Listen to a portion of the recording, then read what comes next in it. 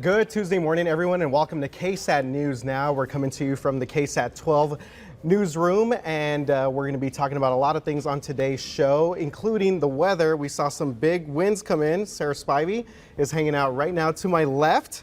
Sarah, ready to go? She gave me the thumbs up because, yeah, we saw some significant weather changes over the past couple of hours. As I was driving into the station, I noticed that there was street lights swinging all over the place. It was just a lot going on out there with the wind in our area. And we also have a lot of top stories that we are going to get to for today's show. But we want to start first with, of course, a big national story as we continue to follow the latest developments out of Nashville after yet another school shooting. So the names of the 6 killed in this private school shooting have been released, and we're learning more about the shooter. So newly released surveillance video shows the moments leading to when 28-year-old Audrey Hale opened fire on the school that she actually used to go to.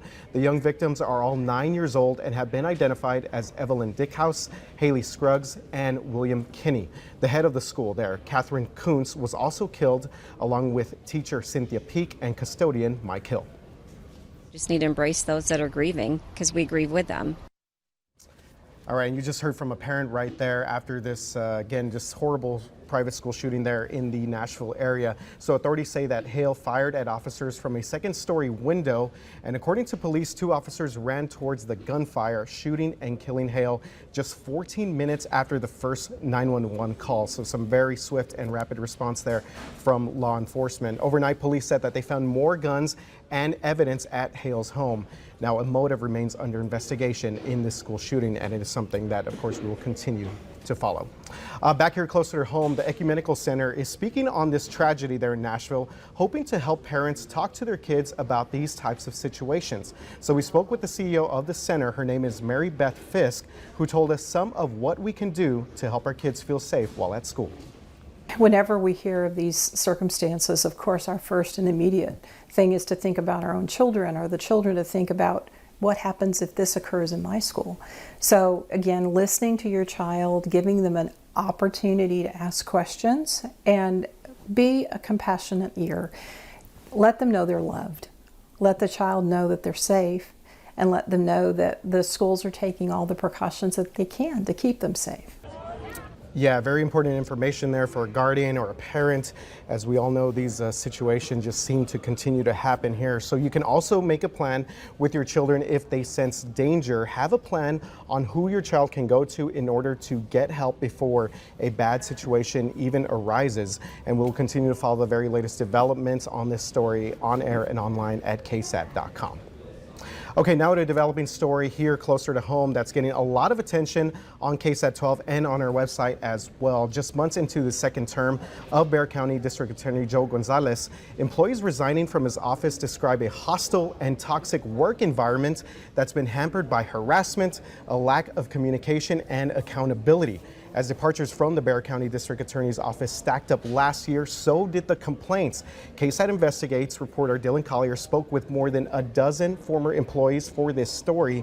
Their experiences in the office were included in the drove of resignation letters and written exit interviews released to us as part of a public information request. And while a lack of competitive pay pushed many employees away, the records show the issues run much deeper than that. We attempted to make multiple contacts with the DA, Joe Gonzalez, but never heard back.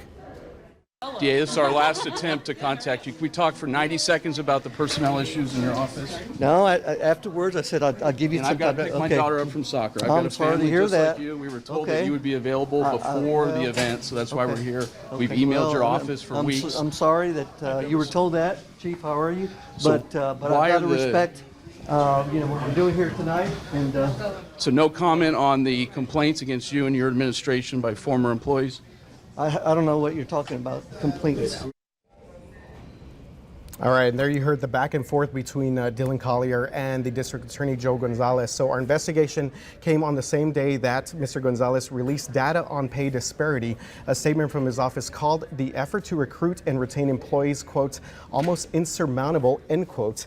The statement goes on to cite exit interviews with former prosecutors, saying that 92% named salary as a reason for leaving. Gonzalez's office says increasing salaries is his top priorities in next year's budget.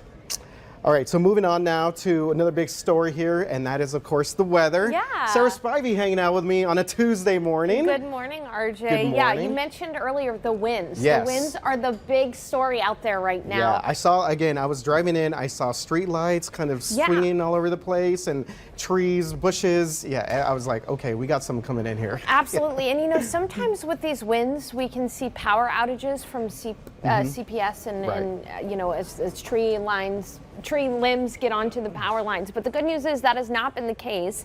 We do see some rain on the radar right now, mainly out toward Del Rio and south of San Antonio. Now, this is where the rain is going to stay at least for the first part of the day. There is the potential later on that we could see a little bit of isolated rain toward the evening. But first, let's talk about those winds. You can see that current wind gusts up to 35 to even 40 miles per hour. I've seen a 41 mile per hour wind gust at the airport, and you can see in New Braunfels we're seeing gusts up to 41 miles per hour as well. This is going to be the worst of it though, okay? So we are going to be seeing our wind gusts gradually coming down into the evening, but it's still going to be breezy even in the evening. Instead of wind gusts up to 41 miles per hour, we'll see wind gusts up to about 25 miles per hour from the northeast. So still windy. Hopefully you've brought in those garbage bins, the recycle bins, because you may be looking for them down the street if you haven't already. Now, as we look at our KSAT 12-hour forecast, cloudy and windy for the remainder of the day. It's also cool. You know, temperatures are only in the 60s. If we're lucky, we'll get up to 70 degrees by 4 or 5 p.m. And it's after 5 that we have another shot at some isolated rain. Coverage should be about 30%. So not everybody's going to see rain, but this is a snapshot right at around 6 o'clock tonight. And you can see about 30% coverage through the evening commute possible as well. So if you're watching us, maybe, you know, you have a family that needs to commute in the evening, know that there will be some rain on the radar. Perhaps if you're children have after school activities when you're picking them up, there could be some rain out there as well. And then looking into tomorrow, less coverage, only about 10 to 20%. So really, rain is not going to be a major factor tomorrow. It is, however, going to be very cool. Temperatures are going to only be in the 60s for the high for your Wednesday. And as we take a look at the week ahead, we're going to be seeing temperatures climb to back near 90 degrees on Friday before a front moves through, brings us slightly more comfortable conditions over the weekend as well, RJ. Yeah, so we were saying it's definitely a day to maybe bring out the sweater. Yeah, maybe a light I got my jacket. sweater Yeah, on. you got your sweater. Very nice. But then, of course, always be prepared for the changes that we have coming up. And the best way to do that, KSAT Weather Authority app, we send notifications right to your phone. Absolutely. All right, Sarah, quick question. Are you a fan of UFC? You know Or what? Do you get all into this UFC stuff? I can watch it, Yes. but I wouldn't say I'm knowledgeable. Okay. All right. Well, okay. San Antonio's got a lot of UFC fans, and they in fact packed the AT&T Center this past Saturday night to watch what turned out to be an exciting night of UFC matches. I totally missed out on this. Okay. So, and one of those fans in the house was none other than Spurs great Tim Duncan. Timmy That's D. right. Timmy D, the big fundamental. So is a big fan of UFC and mixed martial arts. We've seen those viral videos that he's been in. So Duncan here was backstage at the AT&T Center when he caught up with former UFC middleweight champion Luke Rockhold, who later shared a video on social media. You can see it right there of his tussling. friendly interaction. Yeah, there you go. What was the word you described? Tussling. Tussling. There you go. We described it as a friendly interaction. Play fighting is what Okay. my parents used to call it when me and my brothers used to Tim do is this. so tall, though. I feel like you could just take out his legs, right? He could. Well, here's the thing. Rockhold, okay, after doing this little play fighting, tussling, as Sarah just said, straight up asked Timmy, aren't you supposed to be retired, bro? Yeah, so obviously Tim Duncan, big UFC fan. So the two locked up Good for backstage, him. grappled for about 20 seconds, going back and forth. All of this happened while fellow Spurs legend David Robinson was also hanging out backstage, and it all appeared to be in good fun. That does look like good fun. That's Yeah. pretty awesome. Yeah, and Way you're to right. go. Tim is a tall dude, but he's really into kickboxing. Have you ever seen his videos? I have. Yeah, it is incredible. Like, Needless to say, Yes. Tim Duncan is talented, and I don't think you needed us to tell you. yeah, no, his spar partner like usually has to hold the gloves up like over his head. Wow. Because Duncan, like when he will like kick and stuff, he'll make it's pretty good stuff there from Awesome. Timmy.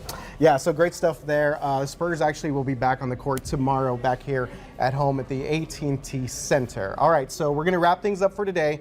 But before we leave you, wanted to give a quick shout out to our KSAT Explains team, because they did something yesterday. I didn't even know that they were going to do this on basically what is Chat GPT. Oh, so they explain interesting. how it works and the ethical dilemmas associated with it. There's Yeah, a lot I of need to look ethical into. dilemmas. Yeah, I need to look into this because I was hanging out with some buddies over the weekend. They were talking all about ChatGPT. I had no idea what they were even discussing. It's AI stuff, so you definitely want to check out ksat.com. KSAT Explains for the very latest on that. Absolutely. Yeah, good stuff Now we're gonna fight. Oh, you want to talk? All right, guys, we'll see you tomorrow at 11 a.m. right here, KSAT News.